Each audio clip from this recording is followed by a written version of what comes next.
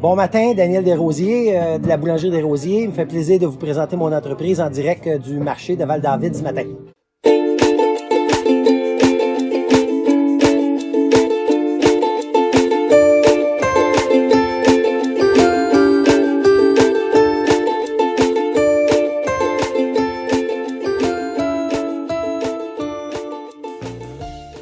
La Boulangerie Desrosiers, c'est tout d'abord et avant tout une boulangerie qui est certifiée bio, avec lesquelles on est une boulangerie de proximité, c'est-à-dire qu'on travaille directement avec les fermiers plutôt que d'acheter de la farine. Alors, on a différents fermiers dans un réseau, dans un périmètre d'à peu près 75 km où on est localisé, où on achète notre seigle, notre épeautre, notre farine de blé.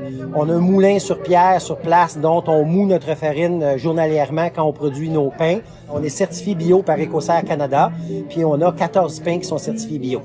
On est une boulangerie qui utilise que des levains naturels. Il n'y a aucune levure commerciale dans nos produits pour justement le côté santé. On produit un pain sans gluten pour les gens qui veulent des pains sans gluten. On a une ligne de pains de blé ancestraux, dont de l'amidonier du petit épeautre, parce que la protéine de gluten à l'intérieur de ces grains-là est beaucoup plus faible que les blés modernes, incluant l'épeautre et le kamut. La raison d'être de travailler avec des grains ancestraux, c'est qu'il y a effectivement une masse production de pain qui a été faite dans les derniers 50 ans, où les blés ont été pollinisés, croisés pour augmenter la force du gluten en boulangerie, pour augmenter la production. Nous, on dit on recule en arrière parce qu'il y a un paquet de vieillissement de la population qui a soit des problèmes d'inflammation ou des problèmes intestinales à digérer le fameux gluten. C'est pas un mythe. Effectivement, il y a un problème. Et nous, on travaille avec des blés où la protéine est beaucoup plus faible et mécaniquement, c'est impossible de le faire. Alors nous, on travaille tout à la main.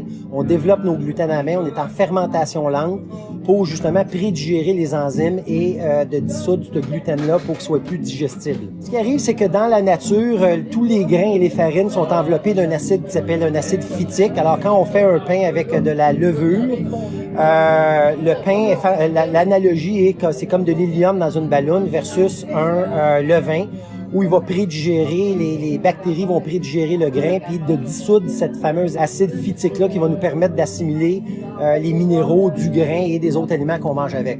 Alors, c'est super important pour la santé généralement d'essayer d'avoir le plus possible de levain. C'est pour ça que nous, on fait que des pains au levain sans levure pour être sûr que le pain est plus digestible. Un gluten peut être développé en boulangerie entre 8 et 10 minutes au pétrin. Nous, on replie nos pâtes pendant 3 heures de temps à des espaces de 25 à 40 minutes, dépendamment, pour développer ce gluten-là. Alors déjà, le gluten qui est produit, même dans du bio, même dans de la mécanisation, le gluten peut être développé en 8 minutes. Nous, on prend 3 heures. Quand le pain est fait, généralement en boulangerie, il va être poussé pendant 2 heures, 2 heures et demie. Nous, ça en va en réfrigération pendant 18 heures et on cuit le lendemain. Alors, de la journée où on commence à préparer nos pains à la cuisson, c'est 3 jours de préparation.